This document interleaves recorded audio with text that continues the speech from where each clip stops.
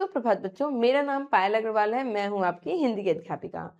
बच्चों, आज हम पढ़ेंगे पार्ट 9 मुहावरे और लोकोक्ति। ये मुहावरे और लोकोक्ति क्या-क्या होते हैं और साथ में पढ़ेंगे अपठित गद्यांश के बारे में। ठीक है? मुहावरे क्या होते हैं बच्चों?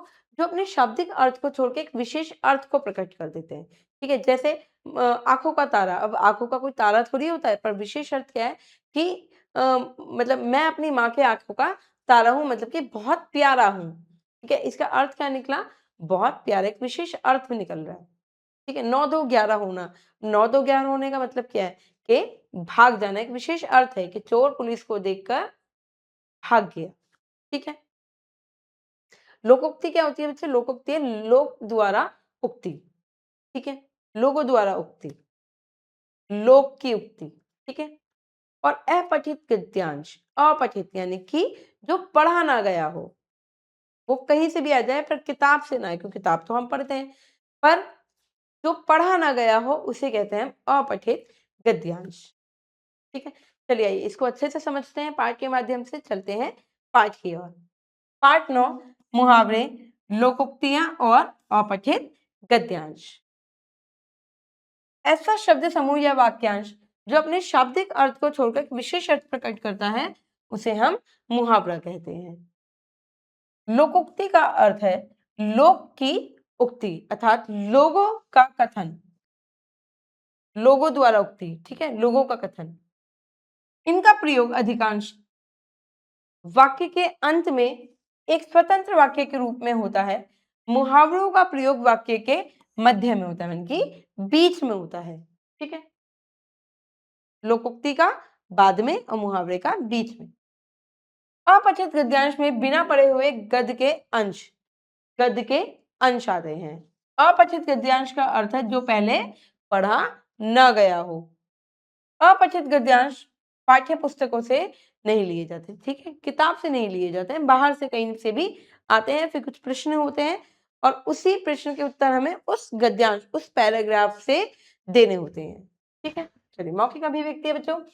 लोक भाषिक पृष्ठभूमि का ज्ञान, विशुद्ध उच्चारण क्षमता का विकास और श्रवण पठन एवं वाचन कौशल। विषय विश्लेषण, मुहावरे और लोकोक्तियां। मुहावरों और लोकोक्तियों का उपयोग भाषा को सुंदर और प्रभावशाली बनाने के लिए किया जाता है। इससे भाषा में कम से कम शब्दों का प्रयोग से अधिक भावों की अभिव्यक्ति हो जाती है। ठीक है? की जाती है, मतलब भाषा सुंदर बनती है इनसे। मुहावरों का वाक्यों में प्रयोग करते समय मुहावरे की जो क्रिया होती है, लिंग होते हैं, वचन, कारक आदि के अनुसार क्या है, बदल जाती है। और लोकोक्ति अर्थात लोगों का कथन, लोक की उक्ति।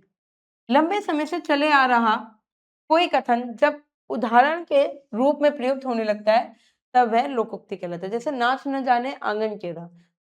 ठीक है? काम आता नहीं है, पर बहाने बनाए जा रहे हैं। ठीक है?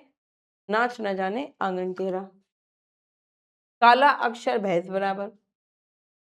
कुछ प्रमुख मुहावरों का अर्थ सहित प्रयोग देखिए। अंग अंग मुस्काना, यानी कि बहुत प्रसन्न होना, मैं आज बहुत खुश हूं। विद्यालय में प्रथम स्थान पाने पर आयुष का अंग अंग मुस्कुरा रहा है, मतलब कि खुश हो रहा है। अंगूठा दिखाना, ऐसा नहीं कि ये वाला अंगूठा, अब एक विशेष अर्थ प्रकट कर रहा है कि साफ इनकार करना, मना कर देना। उसने कोमल से पुस्तक मांगी लेकिन उसने अंगूठा दिखा दिया, मतलब कि उसने मना कर दिया। वाक्य को क्या है, कुछ प्रभावशाली बना दिया। अंधे की लाठी एकमात्र सहारा, यानी कि श्रवण कुमार अपने माता पिता के लिए अंधे की लाठी था, मतलब कि एक अकेली संतान थी, एकमात्र सहारा। अगर मगर करना, यानी कि बहाने बनाना। जब मैंने अपने मित्र से मुसीबत के समय सहायता मांगी तो वह अगर मगर करने लगा, यानी कि बहाना बनाने लगा। आंखों में धूल झोंकना, अब आंखों में धूल ऐसे थोड़ी झोंकेंगे, नहीं, यानी कि धोखा देना। इसका एक विशेष अर्थ है कि धोखा दे दिया। सुभाष चंद्र बोस आंखों में धूल झोंककर भारत से गायब हो गए। देखिए, अकल पर पत्थर पड़ना, कुछ समझ में न आना। आयुष आजकल ऐसे काम करता है जिसे देखकर लगता है कि उसकी अकल पर पत्थर पड़ गया है। देखिए, अपने पाँव पर कुल्हाड़ी मारना, स्वयं अपना नुकसान करना, स्वयं अपना नुकसान करना। सरकारी नौकरी छोड़कर अपनी दुकान खोलने की बात करना, अपने पैर पर कुल्हाड़ी मारने जैसा है। आसमान सिर पर उठाना, अब आसमान कैसे सिर पर उठाएंगे, यानी कि बहुत शोर मचाना, बहुत शोर मचाना। कई बार बच्चे बहुत ज्यादा शोर मचाते हैं ना। कक्षा में किसी अध्यापक ने कक्षा में किसी अध्यापक के न होने के कारण छात्रों ने आसमान सिर पर उठा लिया, मतलब कि कक्षा में अध्यापक नहीं है, टीचर नहीं है, उस बीच में बच्चों ने क्या करा, आसमान सिर पे उठा लिया, मतलब कि बहुत शोर मचाया। आंखें फेर लेना, मतलब कि बदल जाना, मुसीबत आने पर अपने भी आंखें फेर लेते हैं। अपने मुंह मियाँ मिट्ठू बनाना, यानी कि अपनी प्रशंसा स्वयं करना, दूसरे नहीं कर रहे, मैंने खाना अच्छा बनाया, अपनी अपनी प्रशंसा किए जा रहे हैं। ठीक है। अजय, तुम कोई काम तो करते हो नहीं, बस अपने मुंह मियाँ मिट्ठू बनते रहते हो, कुछ काम नहीं करते, अपनी प्रशंसा खुद ही करते रहते हो। आंखें चुराने, यानी कि सामने आने से कतराना, डरना। परीक्षा में कम अंक लाने के कारण पुत्र पिता से आंखें चुरा रहा है। आंखें खुलना, मतलब कि होश में आना। जब उसे अपने पुत्र की हरकतों का पता चला तो उसकी आंखें खुल गई। आगा पीछा करना, यानी कि इधर उधर होना। प्राचार्य के मैदान में आते ही छात्र आगा पीछा करने लगे। आस्था हिलना, यानी कि विश्वास उठना। आजकल सच्चाई और ईमानदारी के प्रति लोगों की आस्था हिलने लगी है, मतलब कि विश्वास उठने लगा है। कान भरना, यानी कि चुगली करना। अब कान ऐसे थोड़ी भरेंगे, पर एक विशेष अर्थ है कि चुगली करना। मनोज को कान भरने की बुरी आदत है, मनोज कान भरता रहता है, मतलब कि चुगली करता रहता है। कोई जोड़ न होना, मुकाबला न होना। नेहा की लिखाई का कोई जोड़ नहीं है, बहुत सुंदर है राइटिंग। कातर ढंग से देखना, भय के भाव से। बिना कारण पिटने पर ड्राइवर मुझे कातर भाव से देखने लगा। कसर निकालना, यानी कि कमी पूरी करना। व्यापारियों ने त्योहारों के अवसर पर वस्तुओं को अत्यधिक दामों पर बेचकर कसर निकाल दी। कलम तोड़ना, बहुत सुंदर लिखना। कलम तोड़ना ऐसे नहीं है कि कलम तोड़ दिया, नहीं, एक विशेष अर्थ है कि बहुत सुंदर लिखना। अपने इस निबंध को लिखते हुए नेहा ने कलम तोड़ दिया है। कान भरना, जैसे चुगली करना, ये आपको पता ही है। रजत हमेशा आयुष के खिलाफ अध्यापक के कान भरता रहता है। अब जानेंगे बच्चों लोकोक्ति, जो लोगों द्वारा उक्त हुई है। ठीक है, लोगों ने कही है। पारंपरिक लोक कथन और लोकोक्ति कहा जाता है। ठीक है। इसका प्रयोग अधिकांशतः वाक्य के अंत में एक स्वतंत्र वाक्य के रूप में होता है। देखिए कुछ उदाहरण यहाँ पर है। अधजल गगरी छलकत जाए, मतलब कम जानने वाला व्यक्ति अधिक दिखावा करता है, जो जिसे पता होगा ना वो चुप रहता है, जिसे कम जानकारी होगी वो बोलता रहेगा। समीर को चपरासी की सरकारी नौकरी क्या मिल गई, पूरे गांव में किसी से सीधे मुंह बात नहीं करता, इसे कहते हैं अधजल गगरी छलकत जाए। आम के आम गुठलियों के दाम, दोहरा लाभ। मैं परीक्षा देने दिल्ली जा रही हूँ, लाल किला और इंडिया गेट देख लूंगी, इसे कहते हैं आम के आम गुठलियों के दाम। जब जा तो रही हूँ ये भी काम कर लूंगी, दोनों काम हो जाएंगे। अंधों में काना राजा, मूर्खों में थोड़ा जानने वाला व्यक्ति भी आदर पा जाता है। ठीक है। जैसे पूरे गांव में मदन लाल ही 8वीं पास हैं, गांव वाले उसे विद्वान समझकर उसका आदर करते हैं, इसी को कहते हैं अंधों में काना राजा। देखिए अकेला चना भाड़ नहीं फोड़ सकता, यानी कि अकेला आदमी कुछ नहीं कर सकता है। सामाजिक बुराइयों से लड़ने के लिए हम सबको एक साथ होकर लड़ाई करनी होगी, क्योंकि आपने सुना ही होगा कि अकेला चना भार नहीं फोड़ सकता, अकेला व्यक्ति कुछ नहीं कर सकता। अपना हाथ जगन्नाथ, परिश्रम से ही सफलता मिलती है, परिश्रम नहीं करोगे तो आपको सफलता नहीं मिलेगी। दूसरों की कृपा पर जिंदा रहने से तो अच्छा है परिश्रम करके खाओ क्योंकि अपना हाथ जगन्नाथ। दूसरों के हेल्प मत लो, अपना काम परिश्रम करो और अपना काम करो। उल्टा चोर कोतवाल को जाके, यानी कि अपराध करने वाला उल्टी धौंस जमाए, अपराध जिसने गुनाह किया है। बबीता ने मेरी कॉपी चुरा ली, उससे पूछा तो लड़ने लगी, इसी को कहते हैं उल्टा चोर कोतवाल को डांटे। मतलब चोरी खुद की है और मुझे ही डांट पड़ रही है, मतलब कि मुझे ही डांट रही है। एक अनार 100 में मार, एक वस्तु के अनेक चाहने वाले। नौकरी में 5 पद के लिए 50,000 आवेदन पत्र देखकर एक अनार 100 बीमार वाली कहावत चरितार्थ होती है। ठीक है। खोदा पहाड़ निकली तो यानी कि अधिक परिश्रम करने पर कम लाभ। परिश्रम बहुत किया, लाभ कम हुआ। पूरे वर्ष कठिन परिश्रम करने के बाद जब मंथन कक्षा में 25% अंक ला पाया तो उसके मुंह से यही निकला, खोदा पहाड़ निकली चुहिया। ऊंची दुकान फीके पकवान, ऊंची दुकान फीके पकवान, यानी कि जो बहुत प्रसिद्ध दुकान होती हैं उनकी मिठाई अच्छी नहीं होती। प्रसिद्ध के अनुरूप गुणों का न होना।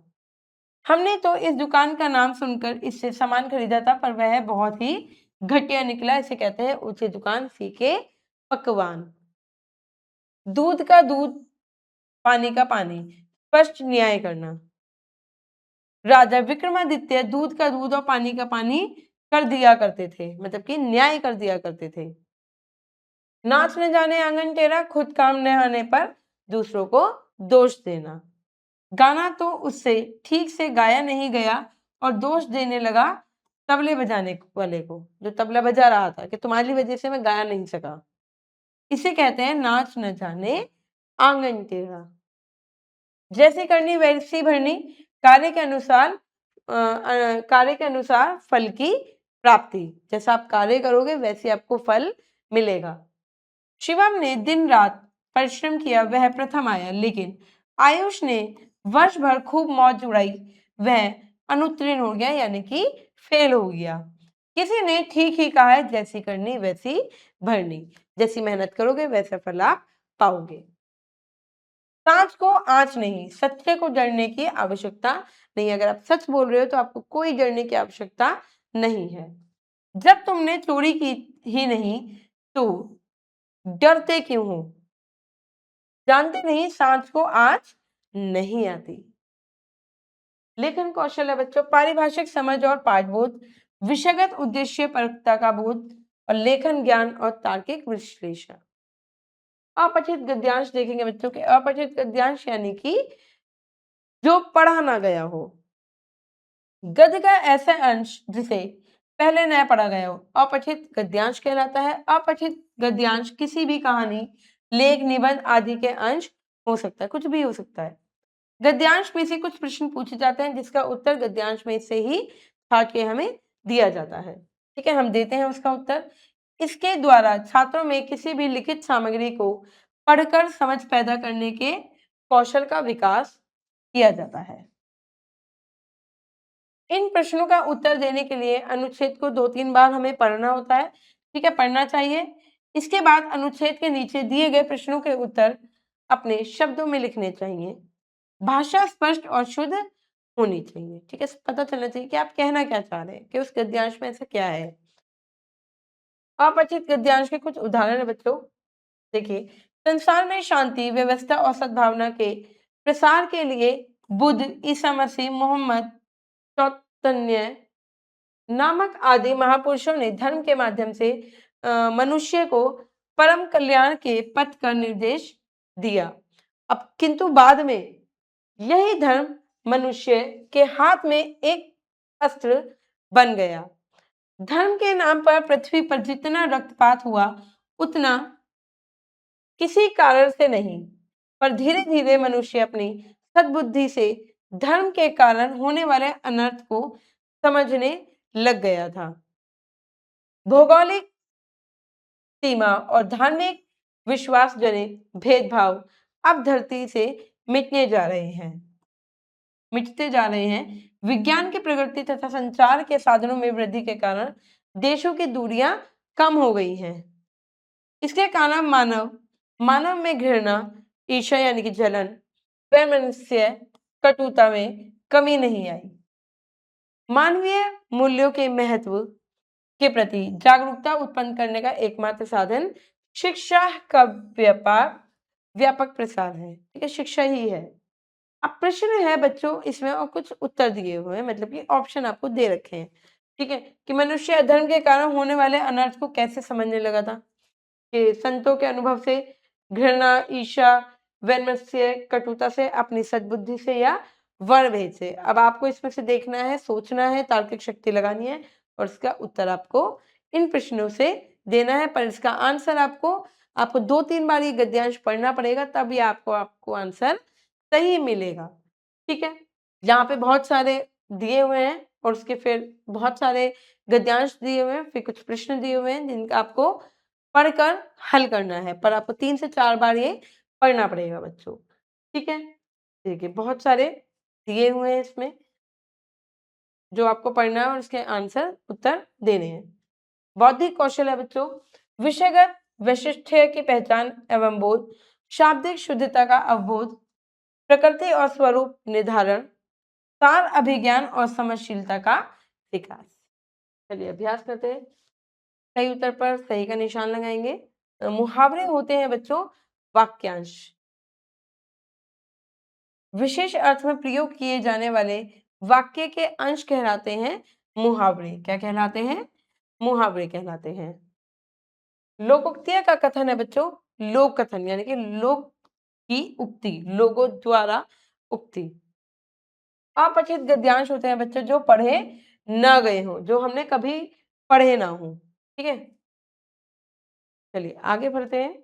समालोचनात्मक तार्किक अभिव्यक्ति, आलोचनात्मक अभिव्यक्ति कौशल का विकास, तार्किक क्षमता की अभिवृद्धि। पाठ से आगे है बच्चों, चित्र देखकर मुहावरा लिखिए। देखिए क्या है ये? एक भैंस है, तो काला अक्षर भैंस बराबर, एक लोकोक्ति भी है, काला अक्षर भैंस बराबर। यानी कि इसका अर्थ क्या हुआ बच्चों? इसका अर्थ हुआ कि जो पढ़ा लिखा नहीं होता उसके लिए आप कितना भी अक्षर ले लो, उसके लिए तो वो भैंस बराबर ही है, उसे कुछ आता थोड़ी है। ये जो पढ़ा लिखा ना हो उसके लिए क्या है? काला अक्षर भैंस बराबर। ठीक है, ये देखिए एक चोर है जो पुलिस को देखकर भाग रहा है, तो 9-2-11 होना। मुहावरा क्या है? 9-2-11 होना, यानी कि पुलिस को देखकर चोर भाग रहा है। ठीक है, भाग गया। 9-2-11 होना। ठीक है, अब देखिए अपना उल्लू सीधा करना।